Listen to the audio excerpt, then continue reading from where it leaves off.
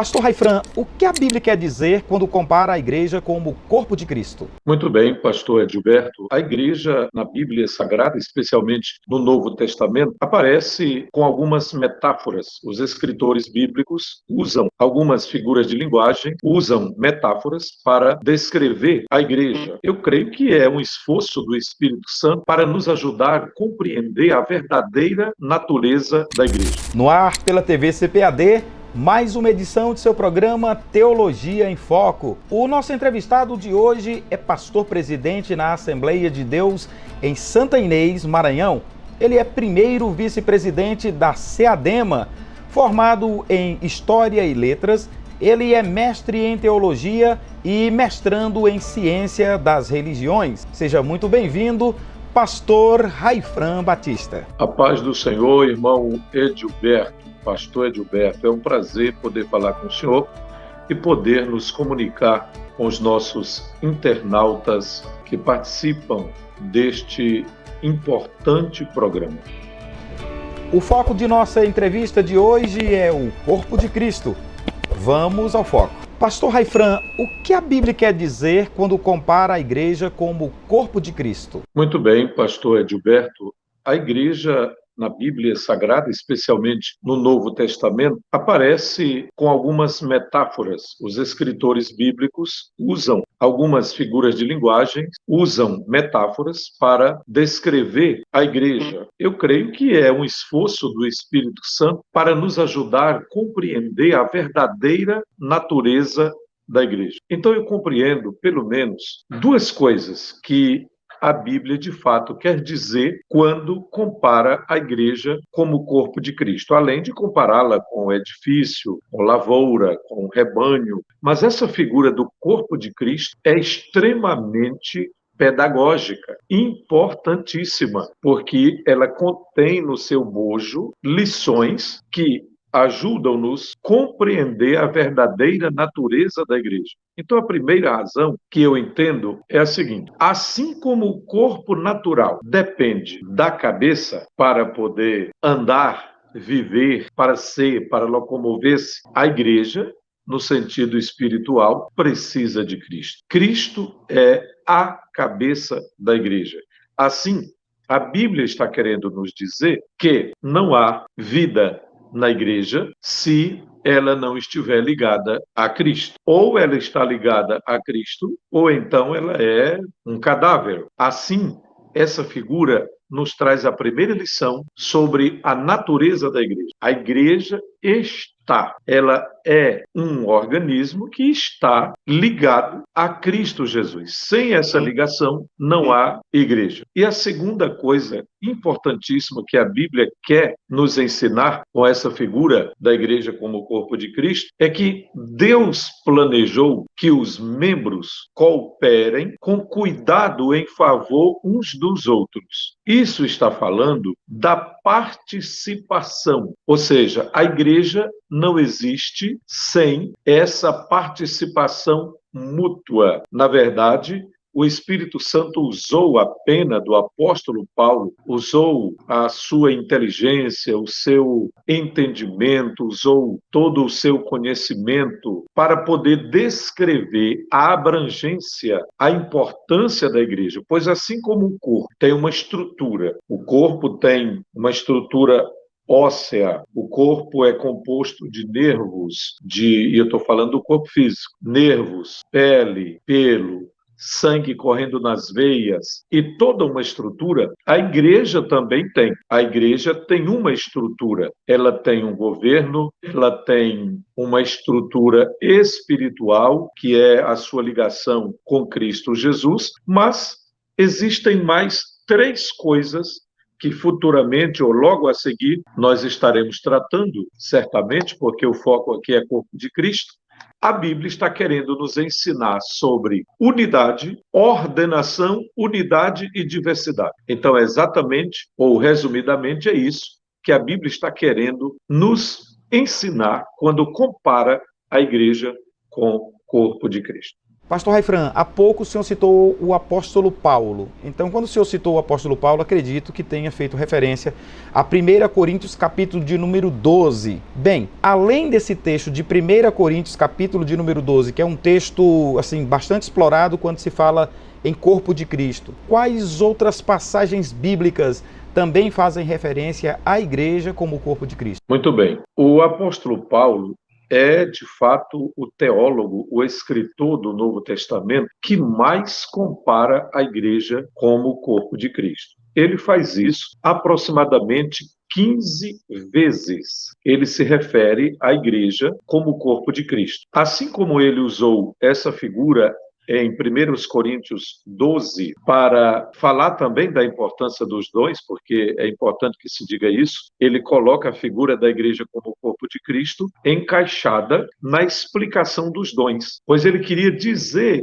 pastor Edilberto e queridos internautas, ele queria ensinar que, assim como há diversidade de dons na igreja, há também diversidade de membros no corpo. Mas o corpo é só um. Então ele estava querendo falar da importância de cada membro como portador de um dom. Porque poderia existir, por exemplo, aquele membro que poderia querer orgulhar-se devido ser portador de um dom extraordinário e querer menosprezar aquele membro que fosse julgado como alguém que não evidenciava nenhum dom. Ou talvez um dom insignificante na visão de alguns. Então, Paulo está dizendo que não há insignificante, que todos são importantes. Assim como todos os membros do corpo são importantes para o funcionamento deste corpo, assim também, no sentido espiritual, todos os dons cooperam para o fortalecimento e o exercício desse corpo. Mas Paulo trata desse assunto também na carta aos Efésios, especialmente no capítulo 4, versículos 7 ao 16, capítulo 5, versículo 23 da carta aos Efésios. Talvez a carta aos Efésios seja a segunda carta e o segundo lugar, o segundo grupo de pessoas com quem Paulo mais trata da igreja como o corpo de Cristo. E também na sua carta aos Romanos, capítulo de número 12, versículo 5, Colossenses, capítulo 1 e o versículo 18, são os textos mais conhecidos e mais explorados sobre as evidências e a importância da igreja como corpo de Cristo. Pastor, e tem como identificar quando uma pessoa começa a fazer parte do corpo de Cristo? É possível, sim, identificar? Bem, pastor, essa talvez de todas as questões até agora seja a mais difícil, mas é possível. Sabe por que é possível? Uma pessoa, ela passa a fazer parte do corpo de Cristo quando ela é regenerada pelo Espírito Santo, quando há de fato conversão. Enquanto não houver conversão, enquanto não houver regeneração, ela pode ser membro de uma congregação local, de uma denominação, de uma convenção. Ela pode ter o seu nome no rol de membros, ela pode ser um aluno da escola dominical, mas se não houve ainda regeneração, se não houve conversão, essa pessoa ainda não é membro do corpo de Cristo. Há um texto que pode nos ajudar no entendimento. 1 Coríntios, capítulo 12, especialmente o versículo de número 12. Porque assim como o corpo é um e tem muitos membros, e todos os membros, sendo muitos, constituem um só corpo, assim também com respeito a Cristo. Pois em um só Espírito, todos nós fomos batizados em um corpo, quer judeus, quer gregos, quer escravos, quer livres. E a todos nós foi dado a beber de um só Espírito. Perceba que, bem no início do versículo 13, o apóstolo diz que todos nós fomos batizados em um corpo. Isso quer dizer, pastor Edilberto e distintos internautas, que existe um batismo efetuado pelo Espírito Santo. Ou seja, existe uma imersão que o Espírito Santo opera do pecador regenerado. Quando o homem é regenerado, quando a pessoa é regenerada, o Espírito Santo batiza este ser, isto é, imerge este ser no corpo de Cristo. É muito interessante isso. Aqui no texto, Paulo está falando da união entre judeus e gentios. Paulo está dizendo, quer judeus, quer gentios, todos fomos batizados em um corpo. Essa palavra batismo aí também é uma figura. Ela não acontece no sentido literal, como o batismo em águas, por exemplo, mas é para lembrar que é uma obra real que o Espírito Santo faz com a pessoa regenerada. Ou seja, o homem se converte, a pessoa se converte a Cristo, crer no Evangelho, crer na palavra de Deus de todo o seu coração, passa por um processo de regeneração que é o Espírito Santo que faz. Então o Espírito Santo coloca essa pessoa, o Espírito Santo transporta essa pessoa e coloca e batiza e a imerge no corpo espiritual de Cristo, que é a igreja. Isso é muito importante. De volta com seu programa Teologia em Foco, entrevistando o pastor Raifran Batista. Ele é autor da obra Discipulado Eficaz e Crescimento da Igreja, publicada pela CPAD. Pastor Raifran, qual é a característica mais evidente de que uma pessoa é membro do corpo de Cristo? Essa pergunta é importantíssima, porque se alguém, de fato, se tornou membro do corpo de Cristo no sentido bíblico, no sentido espiritual, então é claro que precisa haver uma evidência. Você é sabedor, nós somos sabedores, que há cristãos hoje, nesses dias em que vivemos, que não querem dar atenção a esse fator. Pensam, acham, interpretam que alguém pode entrar e sair na igreja, ou entrar e permanecer do mesmo jeito, e não há, da parte de alguns, inclusive alguns líderes cristãos, a preocupação de discipular, de ensinar, de orientar o novo crente a buscar essa intimidade com Jesus. Então eu quero destacar a resposta da sua pergunta, que por sinal é uma das mais importantes que já ouvi até agora, é que a primeira coisa que identifica, a primeira característica que mostra, que evidencia que uma pessoa é realmente membro do corpo de Cristo, é uma relação vital com Cristo Jesus. Por quê? Assim como um corpo não pode viver sem a cabeça, não pode ser acéfalo no sentido espiritual, se bem que existem por aí algumas igrejas acéfalas, ou seja, já perdeu o contato com a cabeça há muito tempo, já cortou a comunhão, a intimidade com Jesus. Então, voltando para a questão do membro, para uma pessoa individual. Aquilo que mais deve marcar, que caracteriza realmente, de fato, que uma pessoa é membro do corpo de Cristo, em primeiro lugar, é o seu relacionamento vital com Cristo Jesus. Como o corpo não vive sem a cabeça, uma pessoa não pode ser um verdadeiro crente sem um relacionamento vital com Jesus. Tem que crer em Jesus.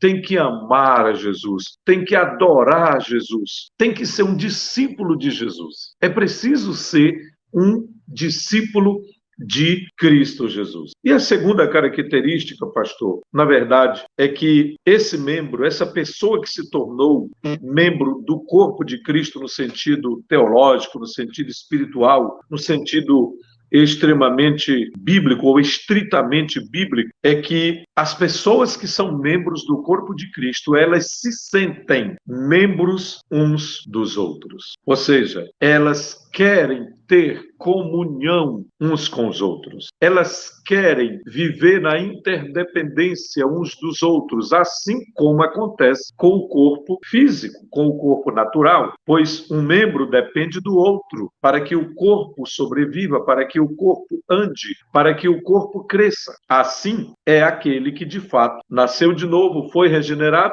tornou-se membro do corpo de Cristo. Se alguém tornou-se membro do corpo de Cristo, então essa pessoa vai evidenciar essas duas características, um relacionamento vital com Jesus e o entendimento, o sentimento de que ela não é um corpo, ela sozinha. Ela não pode viver sem o corpo. De fato, quem é membro do corpo de Cristo sabe, sente, entende que os membros são ligados uns aos outros. Isso fala de responsabilidade mútua, responsabilidade mútua.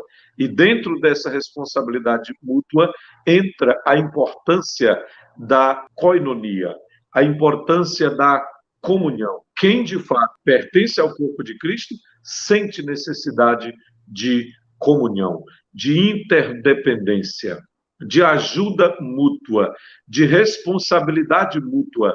Isso é tão importante, pastor Edilberto, que no Novo Testamento nós temos pelo menos 22 mandamentos de mutualidade. Suportai-vos uns aos outros, amai-vos uns aos outros, perdoai-vos uns aos outros, orai uns pelos outros, confessai as vossas culpas uns aos outros, instruí-vos mutuamente, ou seja, são mais de 20 mandamentos de mutualidade no Novo Testamento. Daí a importância de compreendermos essas duas características que eu diria serem as mais evidentes, as mais importantes. O senhor falou aí de mutualidade. A questão é, o fato de existir muitas igrejas, pastor, não descaracteriza a unidade do corpo? Outra pergunta importantíssima. Na verdade, Jesus só tem uma igreja, pastor Edilberto. Jesus só tem uma igreja. Ele disse, em Mateus 16:18 está escrito, edificarei a minha eclésia, a minha igreja. Jesus só tem uma igreja. Agora, visivelmente, diante dos nossos olhos estão denominações, ministérios, organizações, convenções. De fato, estas coisas que são a parte humana da igreja, não deveria, olhando para o Novo Testamento, olhando para o manual da igreja, a Bíblia Sagrada, o fato de existir muitas igrejas, não deveria de forma nenhuma descaracterizar a unidade do corpo. Perceba, há uma coisa muito interessante. No corpo natural, Deus dispõe as partes. Assim também, Deus o faz na igreja. Por exemplo, não são os homens que escolhem ser apóstolos, profetas, mestres, mas é Deus que os estabelece na igreja. Assim também, como acontece no corpo natural, no corpo físico, o pé não escolheu ser pé, o olho não escolheu ser olho, a mão não escolheu ser mão, mas Deus dispôs cada membro no corpo e cada um para uma função. Então, o ideal, pastor Edilberto e demais internautas, é que essa numerosidade de igrejas e de denominações e de ministérios, pela Bíblia Sagrada, pelo Novo Testamento, pelo ensino que podemos extrair do Novo Testamento, nada disso deveria atrapalhar a unidade do corpo. Nada disso deveria descaracterizar a igreja como o corpo de Cristo. Mas, infelizmente, por falta de compreensão destas verdades, o que temos visto é que essa organização visível da igreja tem, sim, descaracterizado a unidade e tem dificultado as pessoas a compreenderem o que significa, de fato, ser corpo de Cristo. Isto é, ser Igreja de Jesus na Terra. Pastor, então como entender a expressão unidade na diversidade? Ok, nós temos duas formas de responder esta pergunta, pastor Edilberto. Se eu olhar a igreja como no seu aspecto de denominações, eu tenho uma resposta. Mas eu prefiro olhar a igreja como um corpo local de crentes. Por exemplo, a igreja na cidade do Rio de Janeiro, a igreja em Santa Inês. Ou vamos dizer, visto que somos de uma denominação, temos uma organização local, nós começamos a observar que a diversidade não deve, de forma nenhuma, atrapalhar a unidade da igreja. Porque o corpo é diversificado. A Bíblia diz inúmeras vezes que o corpo é composto de muitos membros.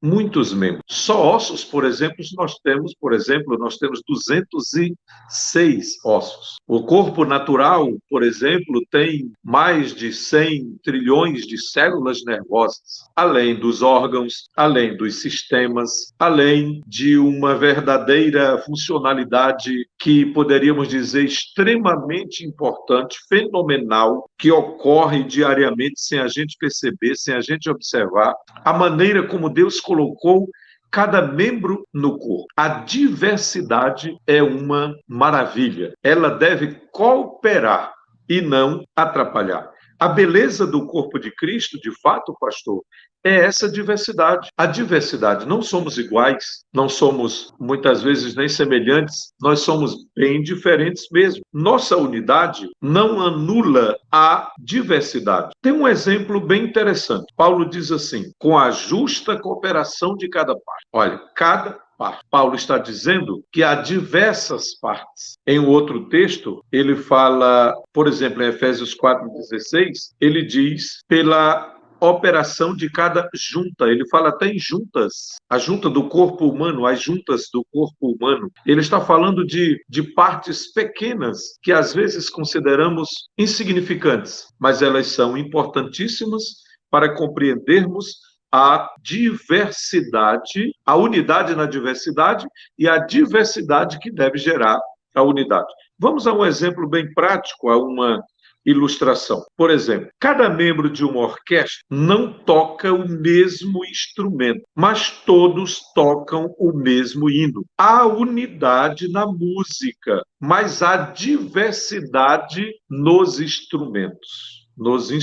Há muitos instrumentos em uma orquestra, mas a orquestra é a união de todos os instrumentos tocando a mesma música debaixo do comando do regente, que escolheu aquela música. E quem ouve de perto ou de longe faz o seu julgamento ao ouvir a melodia, ao ouvir o som, o ritmo, a harmonia, faz o seu julgamento e diz: que música bonita, que som harmônico, melodioso, que melodia maravilhosa, mas não imagina o trabalho que deu para o maestro organizar todos os instrumentos na mão de cada músico para ensinar o mesmo hino, para ensinar a mesma música. Assim é também no corpo humano. Há uma diversidade de membros, mas essa diversidade de membros deve operar para a unidade. Por exemplo, nesse sentido, não é possível o pé, por exemplo, querer ir para o pé direito, querer ir para frente, o pé esquerdo para trás. A mão, por sua vez, não pode querer ir para um determinado lugar e a cabeça ir para outro lugar. Não. Todos têm que obedecer o comando da cabeça. Na igreja, todos têm que obedecer o comando de Cristo Jesus. A diversidade não deve atrapalhar. Pelo contrário, deve cooperar, como Paulo diz, pela justa operação de cada membro, de cada parte. Porque qual é o propósito do corpo depois de nascido? Crescer, desenvolver e alcançar a maturidade. Nenhum membro da igreja deveria querer sentir-se ele mesmo o corpo. Não, ele deve sentir-se apenas parte do corpo. E como parte do corpo, ele é importante, ele é necessário. Deve existir unidade na diversidade. E a diversidade não deve atrapalhar nem dificultar a verdadeira unidade que Deus planejou para o corpo. De volta com seu programa Teologia em Foco, entrevistando o líder da Assembleia de Deus em Santa Inês, Maranhão. Ele é mestre em teologia e mestrando em ciência das religiões. Sim, é o pastor Raifran Batista que continua conosco, falando a respeito do corpo de Cristo. Pastor Raifran, quais são as responsabilidades do crente como membro do corpo de Cristo?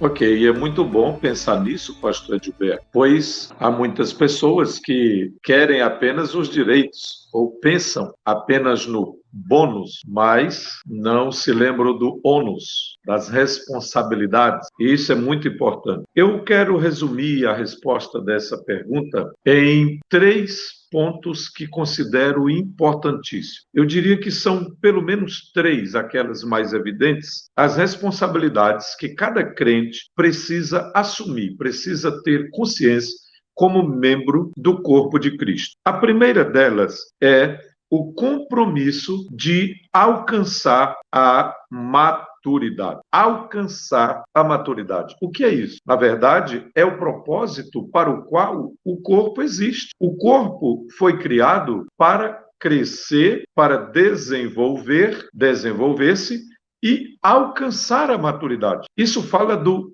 crescimento espiritual. Isso fala da responsabilidade que cada crente deve ter como membro do corpo de Cristo. Por exemplo, há um texto bíblico na carta aos Hebreus, onde o autor da epístola faz uma espécie de reclamação, ou pelo menos, no mínimo, ele estava admirado. Ele diz: eu esperava que vocês já fossem mestres neste assunto, mas vocês ainda precisam que eu lhes ensine sobre os rudimentos da doutrina. Pedro, por sua vez, na sua primeira epístola, capítulo 3, versículo 15, diz que é nosso dever crescer na graça e no conhecimento de nosso Senhor e Salvador Jesus. Paulo, na carta aos Efésios, capítulo 4, a partir do versículo 8, ou melhor, do versículo 12 até o versículo 16, ele diz que é dever do ministério preparar os crentes. Os dons ministeriais são dados,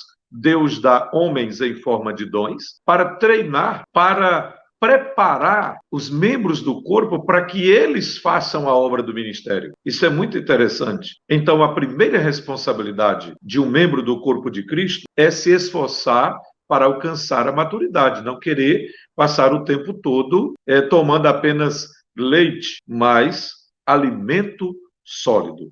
A segunda responsabilidade, pastor Gilberto, é que cada membro do corpo de Cristo deve submeter-se à direção, à mesma direção. Ora, se eu sou membro do corpo, eu tenho que me submeter à direção da cabeça. Eu tenho que entender que, como membro do corpo de Cristo, eu estou sob a liderança da cabeça. E em nosso caso, no caso do corpo de Cristo, a cabeça é Cristo, é Jesus. Ele é o Senhor da igreja. As convenções, a direção das denominações são apenas aspectos humanos desta administração geral. Mas o governo é de Cristo, a direção é de Cristo. Então, dentro das responsabilidades, primeiro, eu, como membro do corpo de Cristo, preciso me esforçar para alcançar a maturidade, eu preciso andar pelo mesmo caminho, ou seja, na mesma direção. Não pode, por exemplo, o pé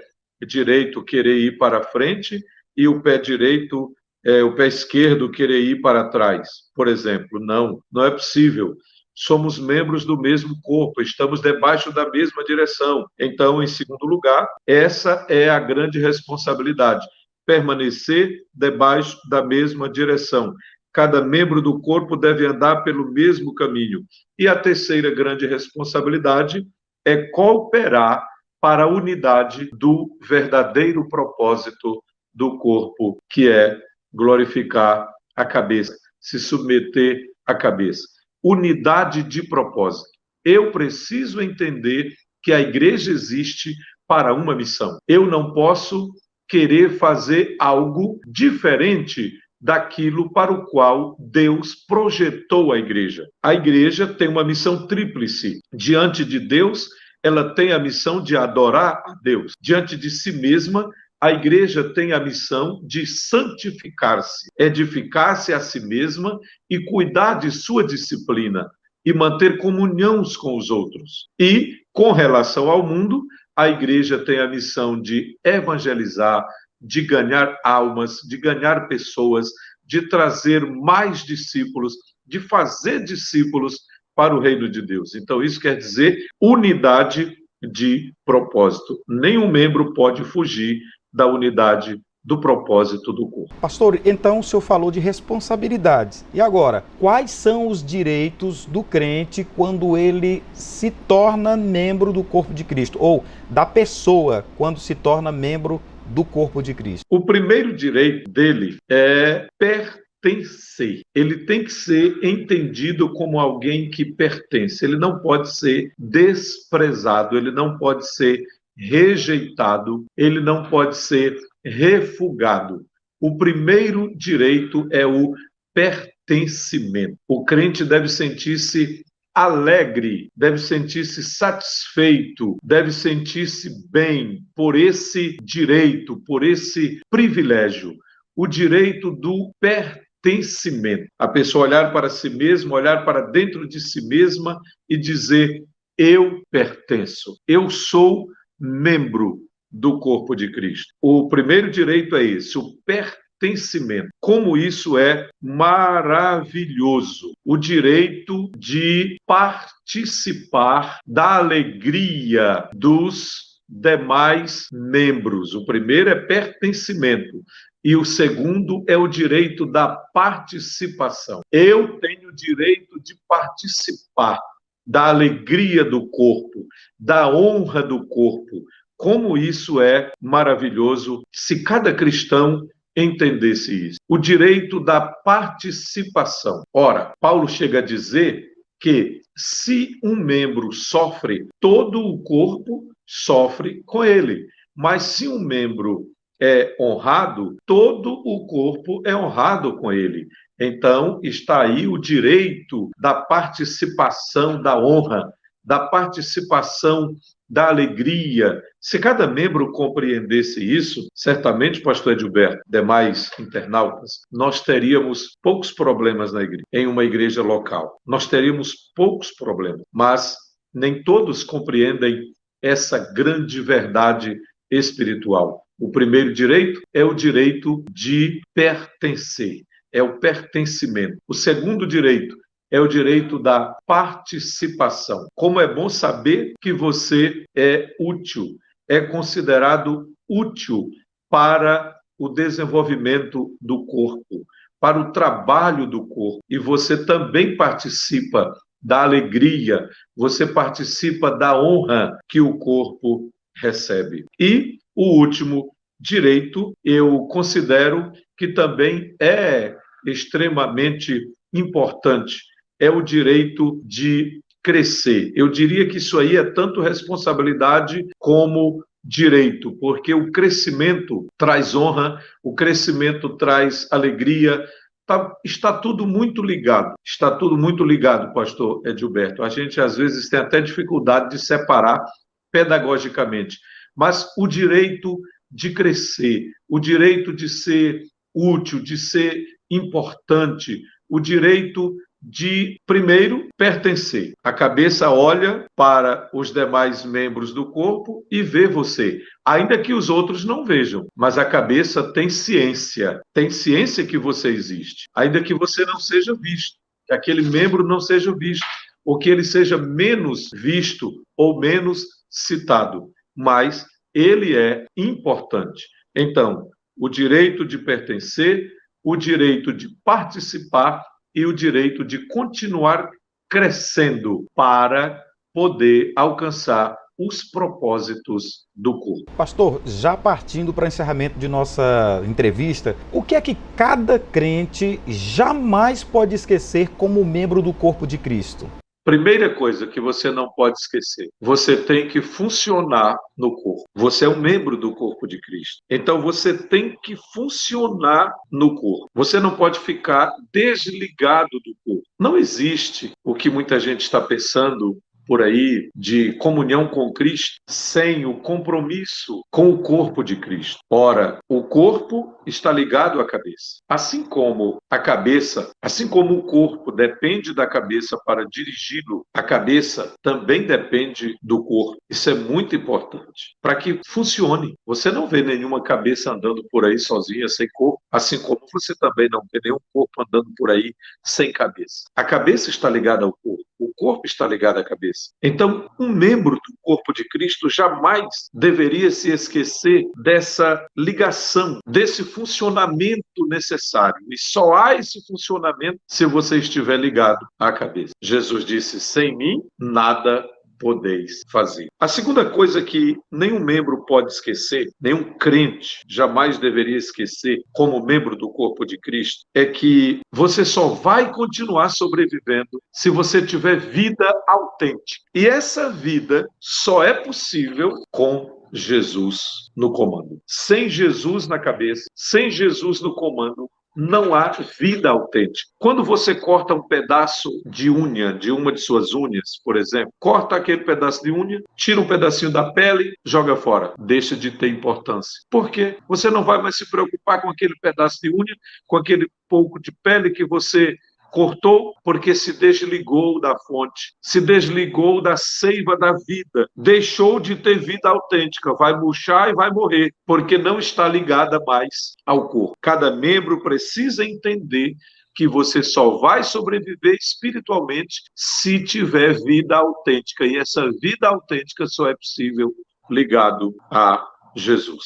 E, em último lugar, a vinculação dinâmica. O que é essa vinculação dinâmica? Ora, se você separar um membro do corpo, se você cortar, se você excluir, esse membro perde a vida e murcha. Assim também no corpo de Cristo, você não pode estar separado, você não pode estar distanciado, você não pode estar longe. Você precisa de vida e você precisa dessa vinculação dinâmica, porque é exatamente essa vinculação dinâmica que faz eu e você sentirmos que nós precisamos uns dos outros. Os pés dependem da cabeça, mas a cabeça depende dos pés para ir a algum lugar. Essa vinculação dinâmica é extremamente necessário. Colocando em palavras bem práticas e bem simples, eu poderia dizer que o alvo do corpo é crescer. Crescer em tudo, naquele que é a cabeça, Cristo Jesus. O alvo para qualquer corpo, naturalmente falando,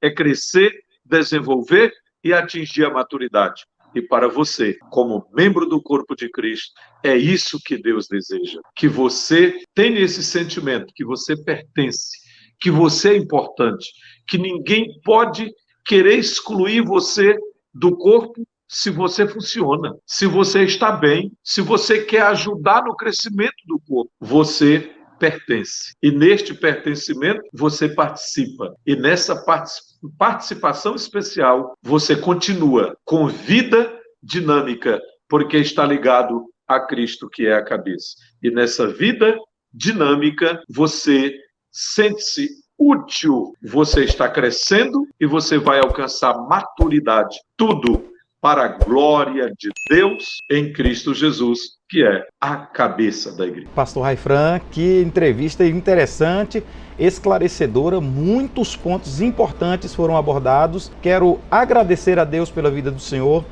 pedir ao Senhor Deus que abençoe tua casa, tua vida, teu ministério e que prospere o Senhor em todos os sentidos. Muito obrigado aí por atender o nosso convite e participar do programa Teologia em Foco de hoje. Muito obrigado, pastor. A paz do Senhor. Paz do Senhor, pastor Gilberto. Fico muito grato também por ter sido convidado e é sempre um prazer poder lhe ouvir. E para mim é uma satisfação muito grande poder estar participando desse projeto da nossa Casa Publicadora das Assembleias de Deus e estar, quem sabe, contribuindo, ajudando no crescimento de tantos jovens, de tantos adolescentes, de tantas pessoas, irmãos e irmãs neste Brasil e mundo afora que irão ouvir esse bate-papo, essa entrevista. Que Deus abençoe também a sua vida, sua família, seu trabalho e toda a equipe da CPAD. Esta edição do seu Teologia em Foco fica por aqui.